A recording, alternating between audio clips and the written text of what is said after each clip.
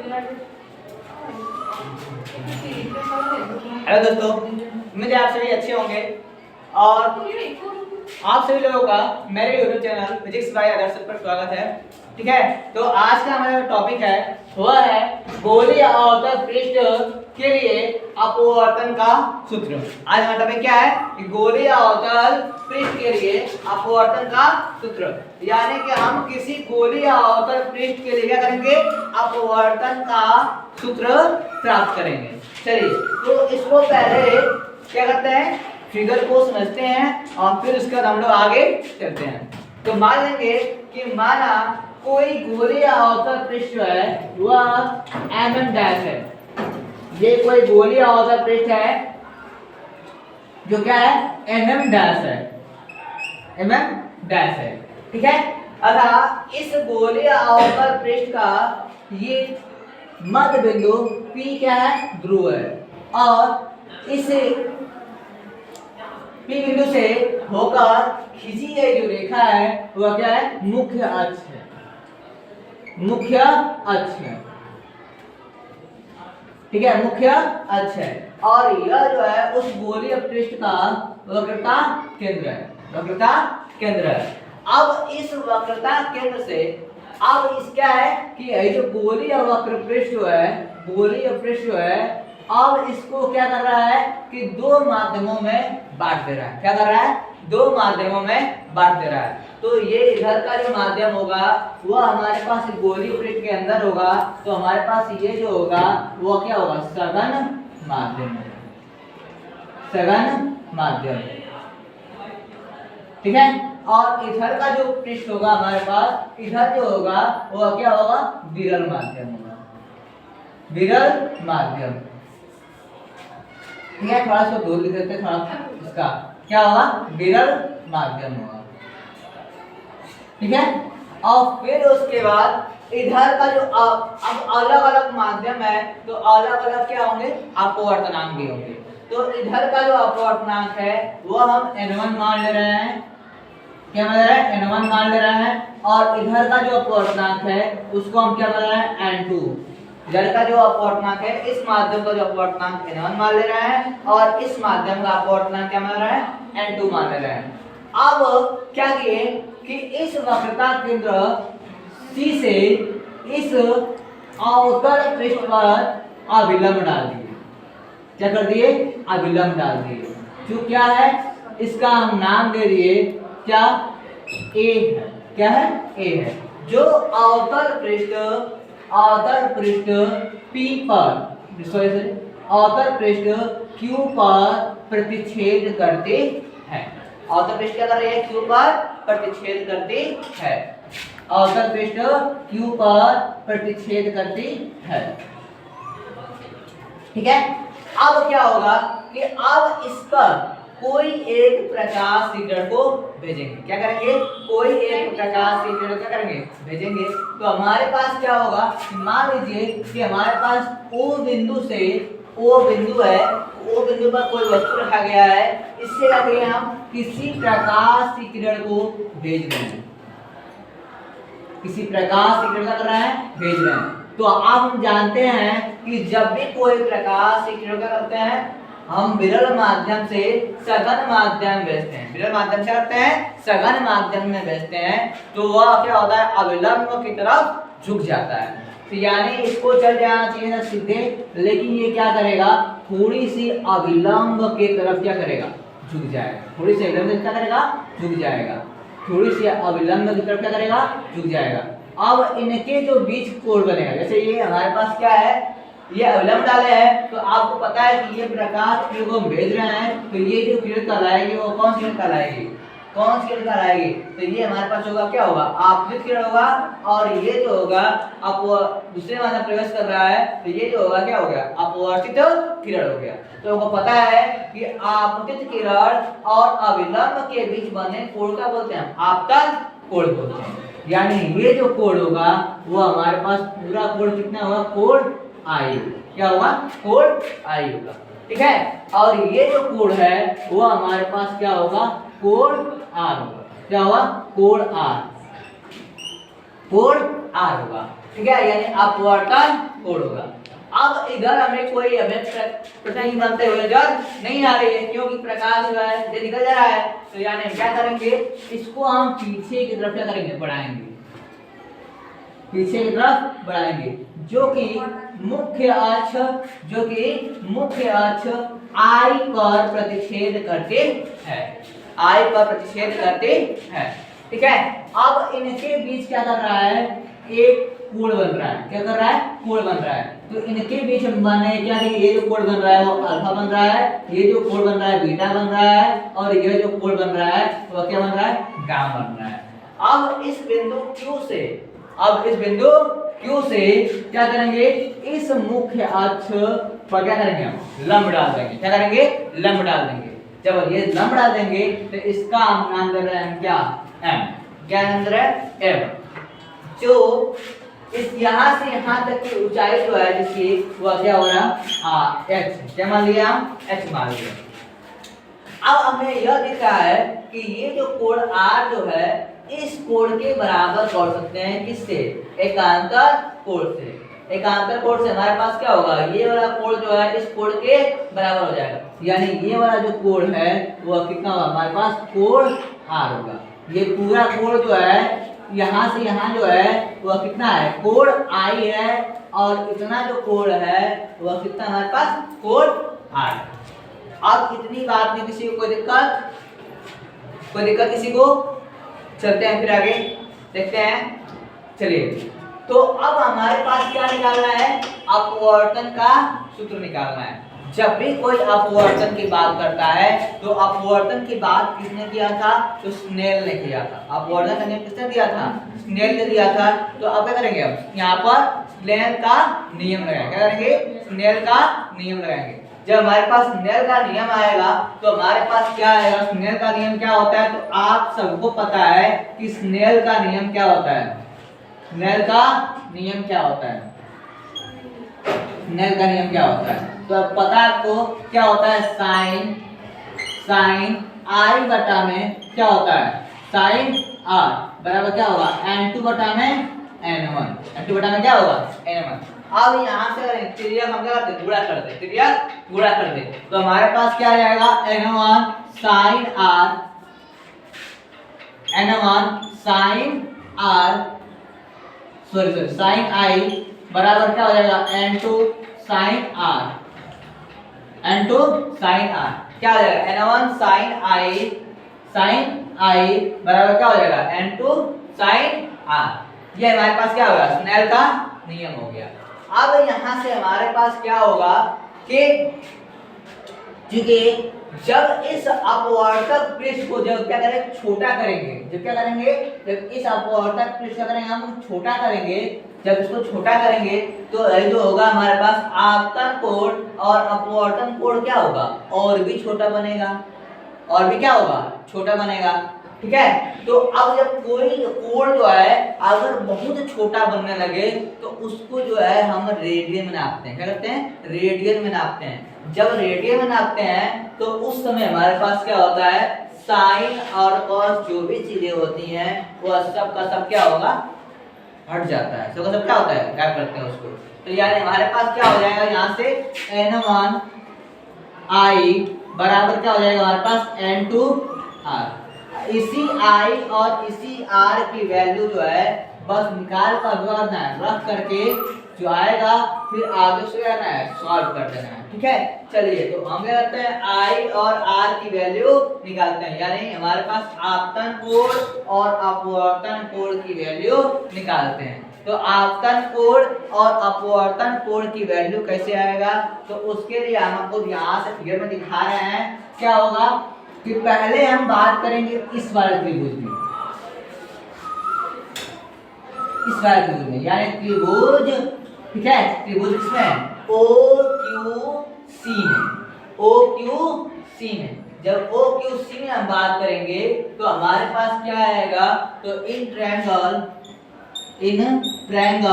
OQC में ना, OQC में। तो यानी हमारे पास क्या आएगा यहाँ से, तो आप सबको पता है, फिलहाल ये थोड़ा सा इसको हम बस मिटा देते हैं समझने के लिए।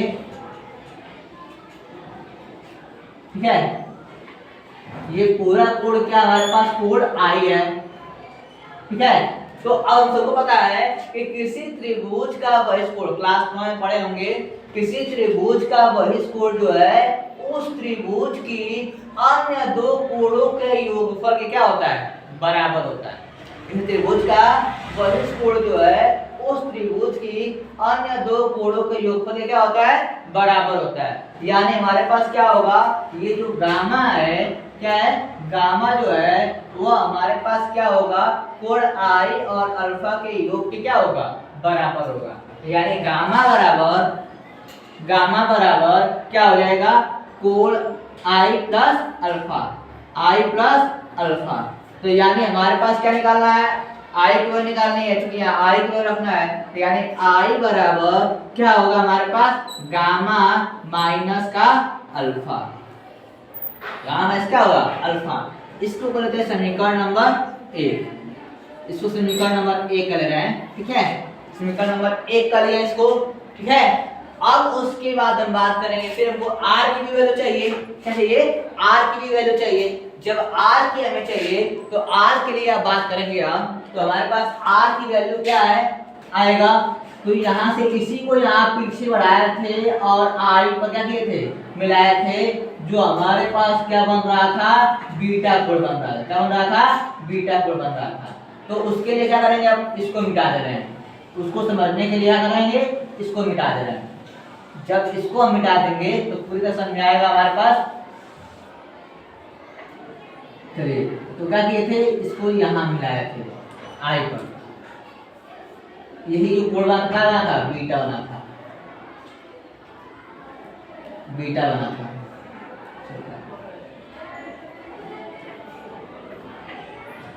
बीटा बना था, ठीक है। अब ये जो कोण बना था हमारे पास क्या बना था, क्या बना था, तो आर बना था, ठीक है। तो फिर से वही नियम लगाएंगे in triangle I Q C में, आई क्यू सी में, तो वही नियम फिर से लगाएंगे हमारे पास। तो in triangle I Q C में, तो हमारे पास क्या आएगा, आई क्यू सी में क्या आएगा, तो वही नियम फिर से लगाइए। तो हमारे पास क्या, किसी त्रिभुज का बहिष्ठ कोण जो है उस त्रिभुज की अन्य दो कोणों के योगफल क्या होता है, बराबर होता है। यानी हमारे पास यहाँ गामा बराबर क्या हो जाएगा हमारे पास, गामा बराबर क्या हो जाएगा, तो कोण r plus beta, r plus beta, r plus beta. तो यानी हमारे पास क्या होगा, यहाँ से r बराबर क्या हो जाएगा, गामा माइनस क्या हो जाएगा, बीटा, गामा माइनस बीटा। ये हो गया आपकी r की वैल्यू। इसको है समीकरण नंबर 2। अगर करेंगे समीकरण 1 और समीकरण 2 का मान, समीकरण 1 और समीकरण 2 का मान जो है, समीकरण 1 तथा समीकरण 2 का मान, समीकरण ए में रखने पर, क्या करेंगे, समीकरण ए में रख देंगे। जब यहाँ हम रखेंगे तो हमारे पास क्या निकल के आएगा, रखिए इसमें, तो क्या आएगा n1 और i की वैल्यू कितना है, तो गामा माइनस अल्फा, कितना है, गामा माइनस अल्फा। तो गामा माइनस अल्फा बराबर n2 क्या हो जाएगा, गामा माइनस क्या चीज, बीटा ना, r की वैल्यू क्या चाहिए, गामा माइनस बीटा। तो उसको हम यहाँ पर रख दिए, ठीक है। अब करेंगे अल्फा बीटा और गामा, अल्फा बीटा और गामा तीनों की वैल्यू निकाल करके रख देंगे ना, अल्फा बीटा गामा की वैल्यू करेंगे, निकाल के रख देंगे। तो हमारे पास जब रखेंगे तो क्या आएगा, उसको रखने से पहले यहाँ पर थोड़ा सा इसको समझना पड़ेगा कि हमारे पास जो है वक्रता केंद्र तथा ध्रुव के बीच की दूरी क्या कहती है, वक्रता त्रिज्या कहलाती है। यानी यहाँ से यहाँ तक की जो दूरी है तो वह हमारे पास क्या कहलाएगा, तो वक्रता त्रिज्या। इसको हम क्या करते हैं, r से दिखाते हैं। और यहाँ जहाँ पे प्रतिबिंब बन रहा है, जहाँ प्रतिबिंब क्या हो रहा है, बन रहा है, वहां से वहां P बिंदु तक कि बीच की जो दूरी कहलाती है वो हमारे पास क्या कहलाती है, क्या कहलाती है, जहां प्रतिबिंब बनता है उसके बीच की दूरी कहलाती है प्रतिबिंब की दूरी, जिसको क्या करते हैं हम v से दिखाते हैं। क्या करते हैं, v से दिखाते हैं। और जहां भी वस्तु रखा गया है, जहां वस्तु रखा गया है वहां से बिंदु P के बीच की दूरी जो है वो हमारे पास क्या कहलाती है, u कहलाती है। यानी यहां से यहां तक की जो दूरी है वो क्या कहलाएगी, u कहलाएगी। क्या कहलाएगी, u। ठीक है, क्या कहलाएगी, u। तो अब फिर हमारे पास क्या बचा गया, अगर हम बात करें किसमें, अगर हम अल्फा की वैल्यू निकालना है, रखना है अल्फा की वैल्यू निकालना है, अल्फा कोण की वैल्यू निकालना है हमको है, तो अल्फा के लिए हम बात करेंगे इन ट्रायंगल OQM, OQM। ठीक है, OQM, OQM में जब हम बात करेंगे, OQM में जब हम बात करेंगे तो हमारे पास क्या आएगा, तो अब यहाँ पे मैं क्या पता है, अगर कोण यहाँ माने हैं, कोण यहाँ माने हैं तो ये हमारे पास क्या होगा, लंब होगा, और ये हमारे पास क्या होगा, आधार होगा ना। ये हमारे पास क्या होगा, लंब होगा, और ये क्या होगा, आधार होगा। चलिए, तो हमारे पास लंब और आधार का फॉर्मेशन जो है वो किससे बनता है, तो हमारे पास देखते हैं किससे, लाल बटा कक्का से ना, लाल बटा कक्का से। जब लंब और आधार का फॉर्मेशन जो है वो किससे बनता है, तो tan से बनता है ना, किससे बनता है, tan से बनता है। यानी हमारे पास क्या होगा, tan थीटा बराबर, यानी tan अल्फा बराबर, tan अल्फा बराबर क्या होगा हमारे पास, तो यानी क्या होगा, QM, QM, QM बटा में क्या हो जाएगा, OM, OM, OM होगा।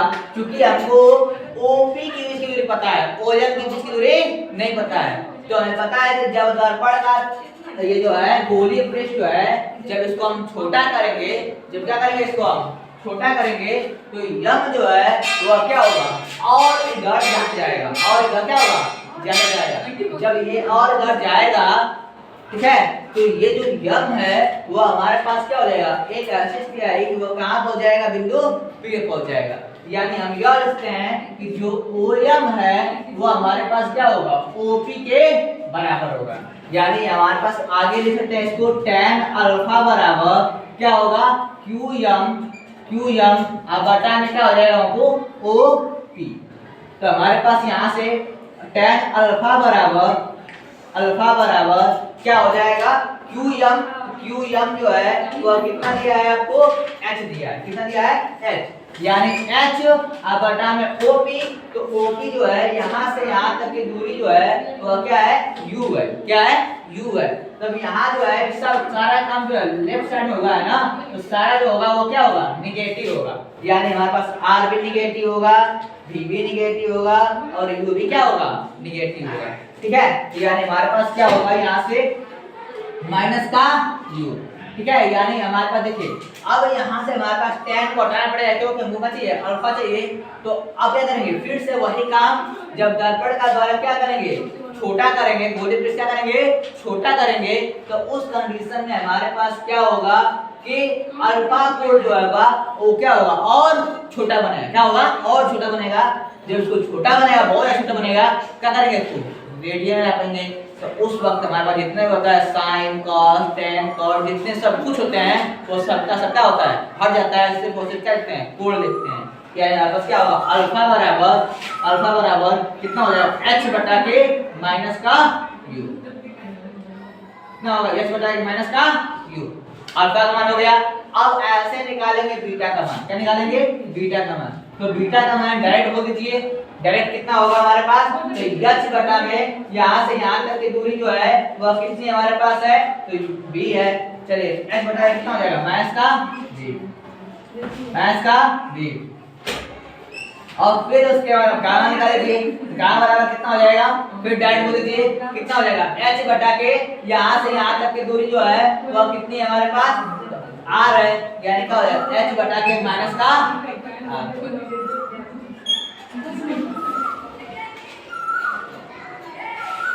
कितना हो जाएगा, h बटा के माइनस का r।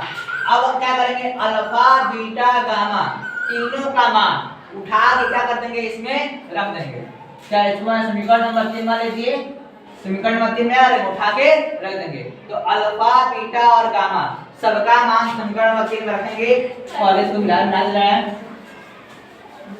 तो लिखेंगे यहाँ पर क्या लिखेंगे कि अल्फा गामा बीटा और गामा का मान समीकरण 3 में रखने पर समीकरण 3 में रखने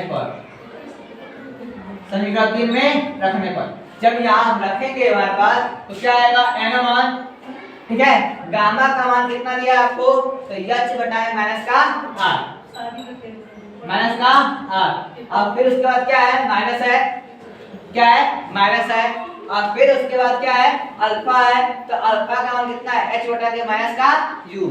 माइनस पहले से ही है, फिर माइनस जाएगा क्या हो जाएगा, प्लस हो जाएगा, यानी हमारे पास क्या होगा, h बटा के कितना हो जाएगा u बराबर n2, ठीक है। फिर कितना हो जाएगा हमारे पास, गामा है तो गामा का मान क्या है, x बटा में माइनस का r। फिर उसके बाद क्या है, माइनस है तो माइनस कर देंगे फिर से। और फिर उसके बाद क्या है, बीटा है तो बीटा की वैल्यू क्या है, माइनस है, फिर से माइनस माइनस क्या हो जाएगा, प्लस हो जाएगा। प्लस में कितना हो जाएगा, h बटा के a, ठीक है। अब देखिए अब बस क्या करना है, इसी को सॉल्व कर देना है। तो हमारे पास क्या हो जाएगा, अंक जब पूरा देखिए यहाँ से h कॉमन कर लेंगे, दोनों में h है, h कॉमन कर लेंगे तो h इधर भी कॉमन है, h इधर भी कॉमन है, तो h से h क्या हो जाएगा, कट जाएगा, कॉमन में घटा दे तो हमारे पास क्या बनेगा, डायरेक्ट कर दे रहे हैं, यानी n1 बटा में क्या हो जाएगा, माइनस का r प्लस क्या हो जाएगा, n2 बटा के क्या हो जाएगा v बराबर इधर करेंगे हम n2 बटा के माइनस का r और फिर क्या हो जाएगा प्लस n2 बटा के v। अब r वाले को क्या कर रहे हैं, हम एक तरफ कर ले रहे हैं, ठीक है, और जो बकिया है उसको एक तरफ कर ले रहे हैं। तो यानी हमारे पास क्या बनेगा, इधर माइनस में क्या हो जाएगा, प्लस हो जाएगा, यानी n2 बटा में क्या हो जाएगा हमारे पास r माइनस n1 बटा में r बराबर इधर क्या होगा, n2 बटा के v माइनस n1 बटा में कौन सी u। अब ये r क्या है, दोनों में कॉमन है, तो उसको थोड़ा सा इधर कर, इसको इधर लिख दीजिए। तो हमारे पास क्या आ जाएगा, थोड़ा सा इसको यहाँ ऊपर इधर है, क्या आ जाएगा, यहाँ से करेंगे तो r जो है कॉमन है, तो r कॉमन करेंगे, यहाँ से क्या आ जाएगा, n2 माइनस n1 बराबर क्या आएगा हमारे पास, उसको छाप दीजिए, यानी क्या आएगा, n2 बटा के v माइनस n1 बटा में v। यही जो है गोलीय आवर्तक पृष्ठ के लिए अपवर्तन का सूत्र है। यही क्या है, गोलीय आवर्तक पृष्ठ के लिए अपवर्तन का सूत्र, ठीक है। r क्या है, तो वक्रता त्रिज्या है, n2 क्या है, तो दूसरे माध्यम का अपवर्तनांक है, n1 क्या है, तो पहले माध्यम का अपवर्तनांक है, यानी इसको विरल माध्यम, ये सरल माध्यम, ठीक है। और यहाँ पर v क्या है, तो वस्तु की प्रतिबिंब की दूरी है, और u क्या है, वस्तु की दूरी है, ठीक है। तो न्याय है, कोई दिक्कत, किसी को पूछना है, चलिए। तो अगर वीडियो समझ आया होगा या क्लास समझ में आई होगी, समझ में आया होगा तो कमेंट में डाल दीजिएगा, ठीक है। अभी के लिए जय हिंद, जय भारत।